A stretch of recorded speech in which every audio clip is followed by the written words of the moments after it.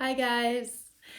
So in my last video, I mentioned that I had enrolled myself in art class, and art class is completed. We finished it a few weeks ago, and we also held an exhibition to celebrate that completion.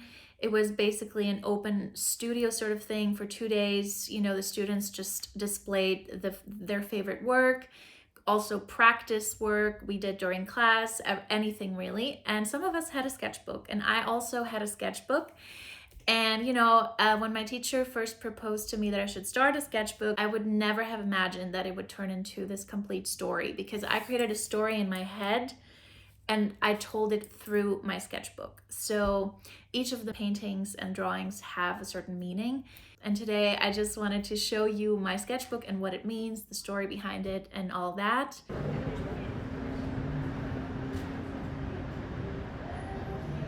The story starts off with the girl, the main character, being in this field of flowers, and it's a very metaphorical kind of painting. Although she's enjoying her life and everything seems fine, that's why she's also in the midst of these flowers and walking. She also has this kind of feeling like something's missing. Like, I've been alone for enough time now, and I think I want to find someone to fall in love with. I want a companion that will just be with me. And yeah, so she's embarking on this new journey of trying to find that someone. She's on that one cliff and she has to find a way to go onto the other side, but there's this distance basically that she has to kind of find a way to pass over, and at least that's what she believes in. She thinks that on the other side there's gonna be that person. If she can jump and find a way to go across to the other cliff, she will find what she's longing for. So these 2 pages are all about finding hope and faith when we embark on a new and unknown journey. Sometimes when we really want something to happen, apart from working for it and putting our efforts in it to make it a reality, we trust also in the divine and we trust in a higher power. This one page is about faith. And it actually depicts the candles we find in churches. And one day I was just walking by a church. I looked at the candles and I thought, what is it that makes people light up that candle, in the churches? Usually, and what I suppose is that someone deals with something and they just feel the urge to light up that candle because maybe they need help, they need support, or they even ask for a miracle. This page represents trusting one's intuition to get where you want to go. I depicted intuition in the form of a woman, and in particular in the form of a fairy. I chose the fairy because I thought the qualities of our intuition, usually it's really delicate, it's quite lightweight, and it's also quite dreamy and magical. And I think these are attributes that fairies usually have, so I thought it's a nice way to depict our intuition, and maybe also the things we feel when we trust our intuition and it turns out to really work for us. Then we feel amazing, and I wanted this page to give you that feeling of something glorious when things work out and you're like, wow, I never thought that could happen. Turns out that the girl has found someone she really cares about. A special guy that has really made that girl feel the hope that maybe this guy could really be what she was looking for and things could work out. But although this is a celebration and almost like a dream come true, it seems like it's not really going that well. When something really amazing enters our life and it's almost like a dream come true, but at the same time this thing is so fragile, we almost know that it's not gonna last. It's almost like breaking while we're enjoying it. When this happens, we usually are so confused in our minds. We go through a turmoil because there's so many happy emotions and happy feelings and fluttery sensations, but at the same time we see it break while we are enjoying it, so we feel desperate and we feel some kind of bitterness and sourness. And that is what I wanted to show. The girl has found this guy, she really likes him, but seems like things aren't really all that easy. After realizing that things haven't worked out the way she hoped for, the girl is finding herself in a state of disappointment and sadness. You can see her standing under the rainy cloud, hit by Cupid's bow, because she still really likes that guy she met, and she struggles to let go of him. I suppose here we could say that the girl is still holding on to it, even though she knows it's just not gonna work out and it hasn't worked out. And with this, I wanted to describe this feeling when we know that something is over and deep down we just hope that it's still gonna work out. Maybe things are gonna turn around and things are gonna shift. On this page, there's only a poem on a blue and golden background, and the background itself represents that feeling of being blue, of being really sad and disappointed. In this case, the girl knows it's over, but these golden little specks on the blue background represent her hope and secretly praying or hoping that things are going to turn around and the gold will take over the blue and things will be restored again. Here we can see the guy that the girl has fallen in love with looking into the horizon. He seems pretty unbothered. His world is filled with the things he loves. He seems content, and there's this red ribbon kind of saying far, and when you turn the page it says yet close, and it connects it to the girl. The girl on the other side at first glance seems very content, but if you analyze her surroundings, you see the whole skyline is upside down, showing that her world is upside down, and she maybe be a bit delusional in that sense that she's still in love, but that person, as we saw, is completely unaware and just minding his own business. And I also wrote, I hold on to it tightly like a fool, not knowing if it's the antidote or the poison itself. There's this dilemma, like, is it the antidote, believing in it, and who believes will get it, or is it like the poison itself? Am I poisoning myself while being so delusional about all of this? The girl is falling, which means the dream is lost, the dream has faded. Something happened that triggered that realization that it's over. It was a forced goodbye, a forced let go of the dream and that person she had to let go, and she fell.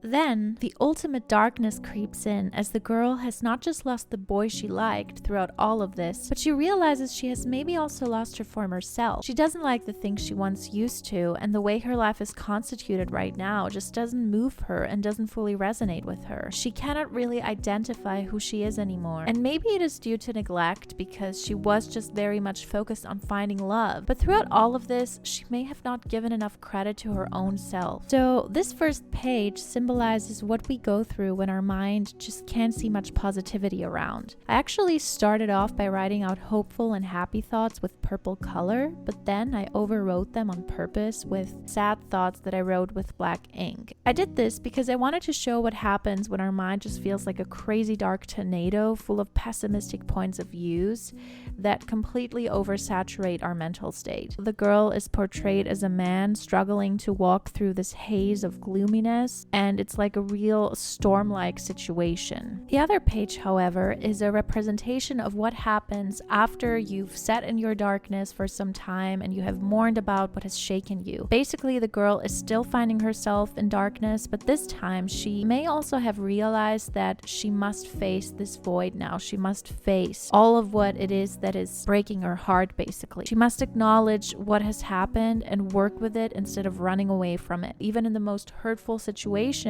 there will be at least one thing you can hold on to and let it comfort you. And why not let it be your saving grace? That's why I also painted those little plants starting to grow in the dark void, representing that one thing that can maybe have healing powers for you in a period of loss and bitterness. Now that the wind is playing harmonious melodies and the birds are flying and whispering in the dawn, I feel ready to accept this turn of events.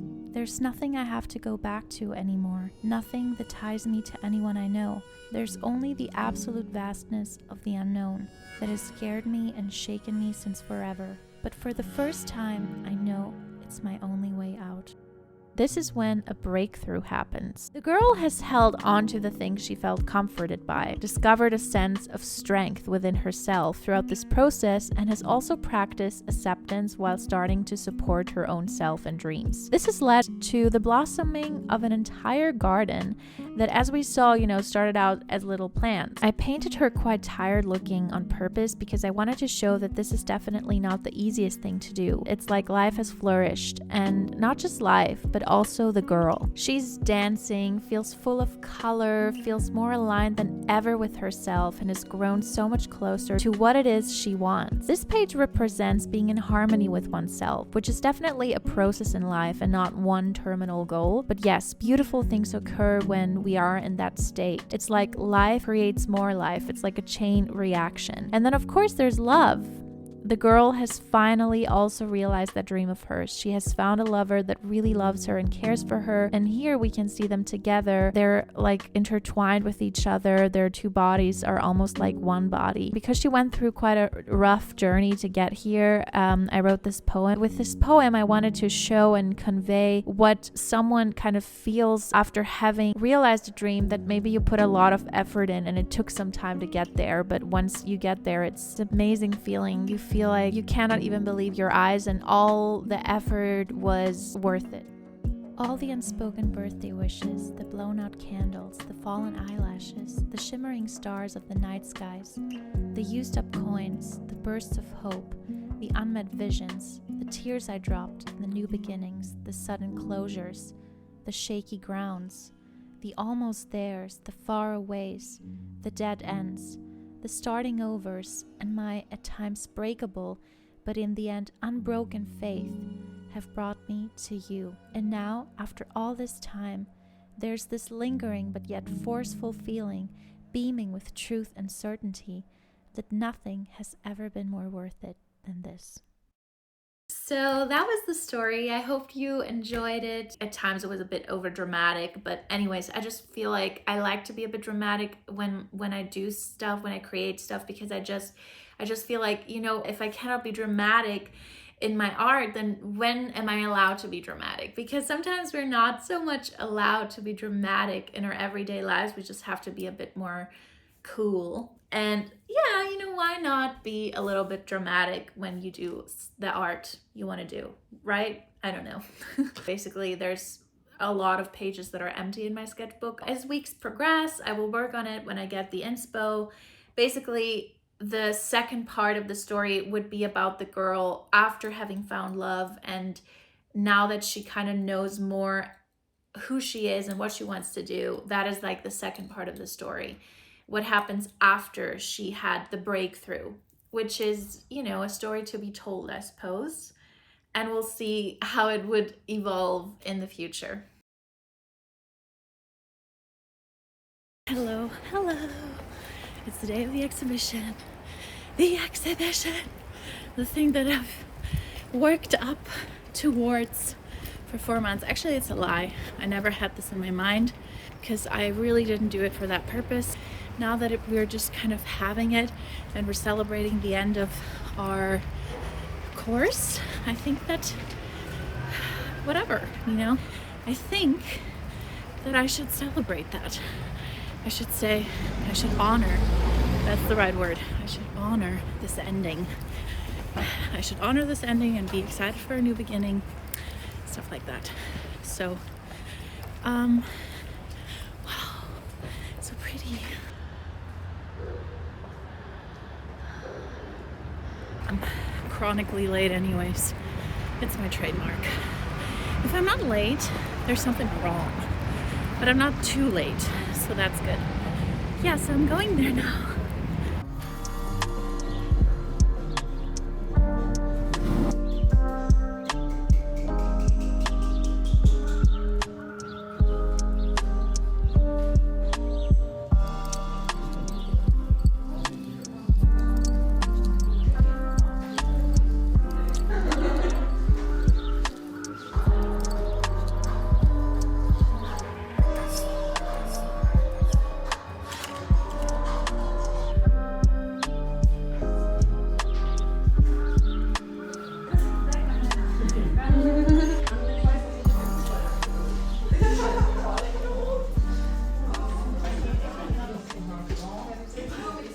That was the exhibition. You know, apart from enjoying seeing other people's art, I really enjoyed art class in general because it had a really nice learning outcome for me, which is if you really want to try something but you're a bit scared, then just try it anyways. Because when I first started art class, I was dreading it. I felt embarrassed. Basically, I felt embarrassed to show other people my artworks. That was my major trigger, I guess. But I did give myself one promise, and I said, you're not gonna quit because of your fear. You're gonna stick with it. And I did. The victories and the wins and the learning outcomes I got were far superior and definitely outnumbered the fails and the embarrassment that I have felt throughout, or the awkwardness that came with it. Sometimes what we gain from an experience is far more important than if we felt a bit embarrassed throughout the experience. I don't know. So yeah, that is my word to you. If you want to try something out, but if you fear you're gonna fail miserably at it, or you're just not gonna be good at it according to your brain, because that is like a trick that our brain plays with us, I'm just telling you, go for it. You never know what's gonna happen. You're for sure gonna be super proud of yourself at the end of this little adventure. So I wish you the best of luck with whatever it is you want to challenge yourself with, and I'll see you in the next video. Bye!